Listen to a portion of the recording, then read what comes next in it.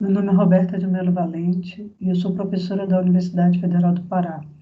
A gente vai conversar um pouco sobre a contextualização e avanços dos estudos dos curculionídeos amazônicos. Aqui eu vou me deter à Amazônia brasileira. Os curculionídeos eles estão classificados na superfamília Curculionoida, onde, além da família Curculionidae, nós temos mais 6 famílias.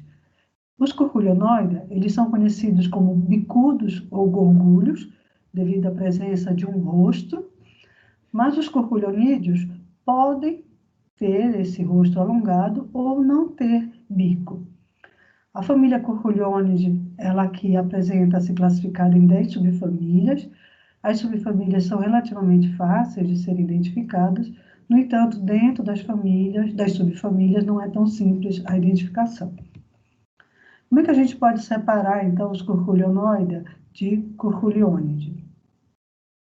Os curculionídeos, eles apresentam a antena geniculada e clavada, ou seja, o primeiro antenômero é longo, formando um escapo, e dobra-se numa forma de cotovelo. Os 3 últimos antenômeros formam uma clava compacta. Esse tipo de antena também está presente nos curculionídeos sem bicos, como a gente está vendo aqui. A antena clavada e geniculada. Clavada e geniculada. Aqui a gente vê a evolução da superfamília Curculionoida, aqui o surgimento do rosto, né, o ancestral Curculionoida, as famílias, e aqui eu estou vendo o Curculionídeo. Os curculionídeos representam a família mais diversa do reino animal, com 51 mil espécies. O fator que explica essa grande diversidade dos curculionídeos se dá à evolução da antena geniculada e clavada, que permitiu com que a fêmea pudesse colocar os ovos em locais mais adequados ao desenvolvimento de uma larva endofítica, e também a essa porção azul aqui, que representa a associação com plantas monocotiledôneas. As plantas monocotiledôneas, quando surgiu o ancestral Curculionidae, elas eram nichos desocupados e eles conseguiram ocupar e ter uma grande diversificação dentro dessas plantas. Mais tarde, eles também evoluíram para se associarem com plantas dicotiledôneas.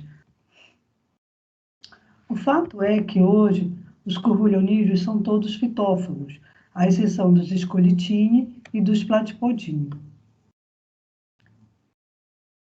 As primeiras descrições de curculionídeos brasileiros foram feitas por naturalistas estrangeiros que coletaram no Brasil. Aqui existem vários naturalistas importantes. Estou citando Pasqui, os trabalhos entre 1870 e 1886, porque ele é um dos primeiros naturalistas que cita claramente a ocorrência de material dos estados da Amazônia brasileira. O trabalho dele é bastante completo, descrições em inglês, tanto de gênero como de espécie. Em alguns momentos ele ilustrou, inclusive, esses curculionídeos. Outro trabalho importante é de Case, em 1922, que ele se dedicou ao estudo dos Baridini brasileiros, e ele também cita várias espécies e gêneros que são da Amazônia brasileira. Ele cita claramente, por exemplo, no estado do Pará, a região de Santarém.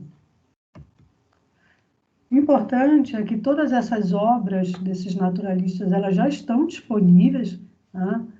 E a gente consegue acessar e estudar. O primeiro pesquisador a estudar curculionídeos em solo brasileiro foi o Gregório Bondar. Ele era russo e ele passa a morar no Brasil em 1910. Ele publicou vários trabalhos, entre eles um dos mais relevantes foram as notas entomológicas da Bahia, entre os anos de 1938 e 1950. Ele descreveu mais de 300 espécies novas e vários gêneros novos. Da Amazônia, especificamente, ele publicou Mauritinus ceferi. Mas muitos dos gêneros que ele estudou na região não amazônica ocorrem também na Amazônia.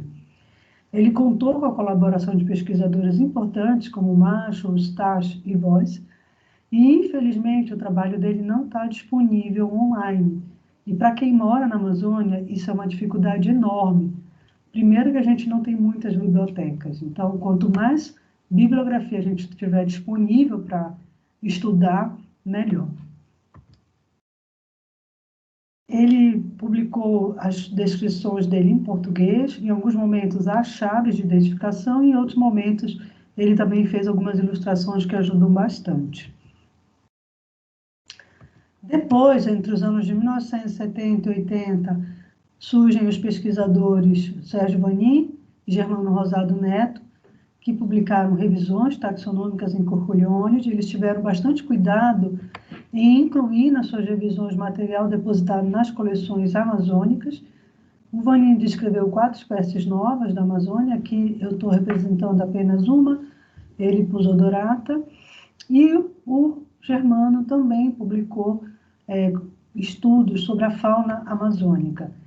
Aqui é um dos últimos estudos do Germano com a Oliveira e colaboradores, em que vejam essa espécie representada numa fotografia, né? É um material tipo da Amazônia. E isso favorece muito os estudos na Amazônia, para que a gente possa consultar essas fotos e conferir nossas identificações. Eu ainda na graduação me interessei pelo estudo dos curculionídeos e eu desenvolvi primeiramente um trabalho com larvas e estudo bionômico. Eu descrevi a larva de Conotrachelos imbecillus em detalhe e a pupa, e fiz também um estudo da bionomia, mostrando a associação das larvas com as sementes de Ingas xixica. Quando eu entrei para o mestrado, o Vanin me sugeriu estudar um gênero de curculionídeos de palmeiras, mas esse gênero não ocorria na Amazônia. Eu logo me prontifiquei a começar minhas coletas na Amazônia para começar a registrar a fauna de curculionídeos da Amazônia brasileira. Eu fiz coletas exaustivas durante toda a época do meu doutorado também, do meu mestrado e do meu doutorado. Depois, aprovei alguns projetos para fazer esses levantamentos. Eu estudei tanto regiões do Pará, do Mato Grosso, Amapá, como do Amazonas.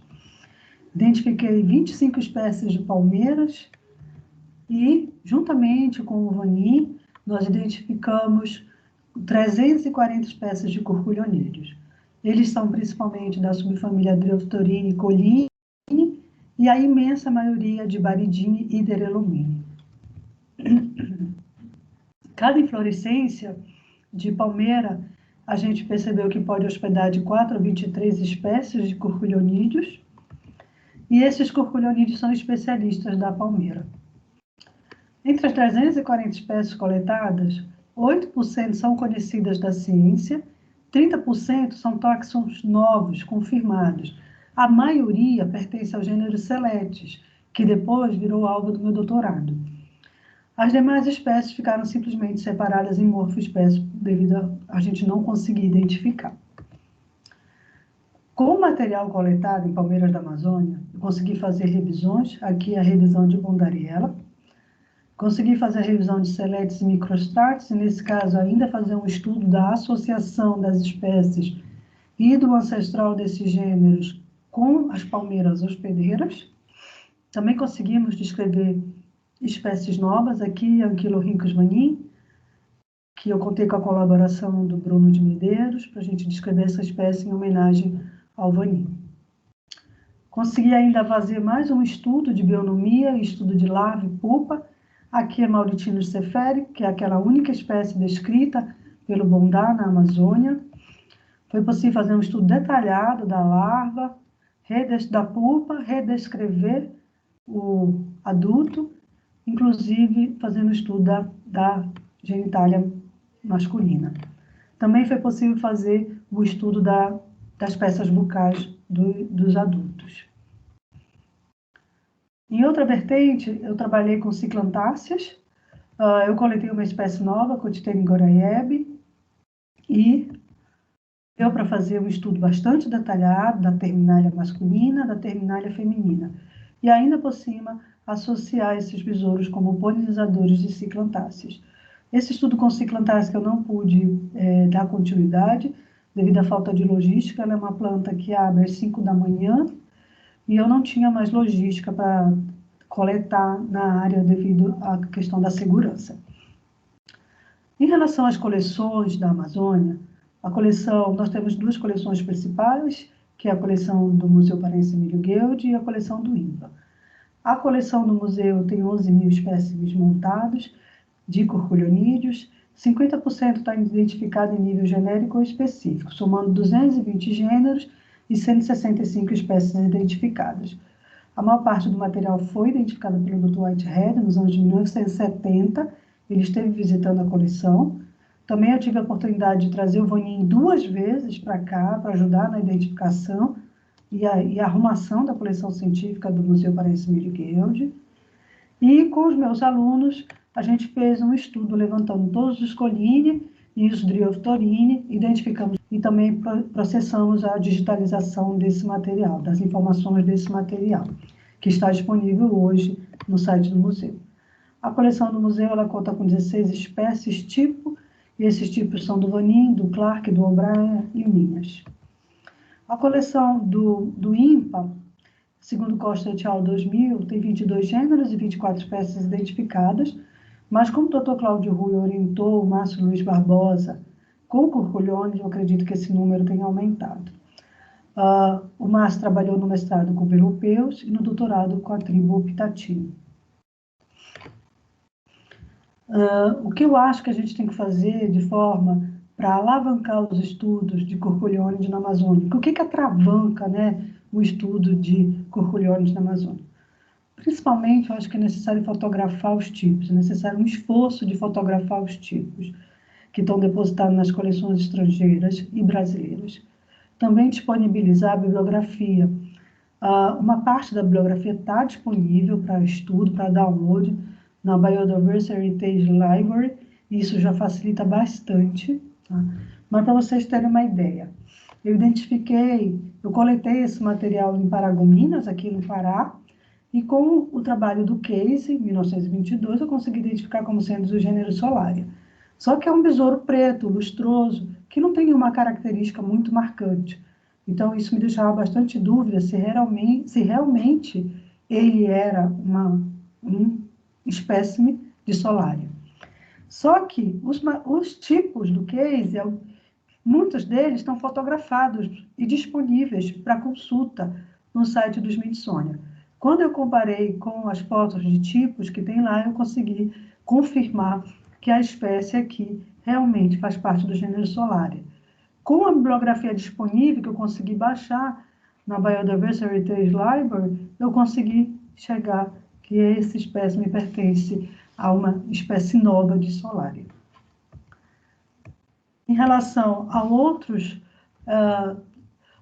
fatores que podem ajudar, são os novos estudos, incluírem o estudo da terminália masculina e feminina. Se no futuro breve for possível também dissecar o material tipo, para a gente estudar também, ter disponível terminálias masculinas e femininas. É necessário realizar revisões e produção de chaves de estudos filogenéticos e é necessário incentivo à pesquisa desenvolvida por estudantes de graduação e pós-graduação. Queria agradecer à Universidade Federal do Pará, minha instituição, e à organização do simpósio, em especial a Daiane e a Jéssica, pela paciência, pelo convite e pela oportunidade de eu estar aqui conversando com vocês. Obrigada.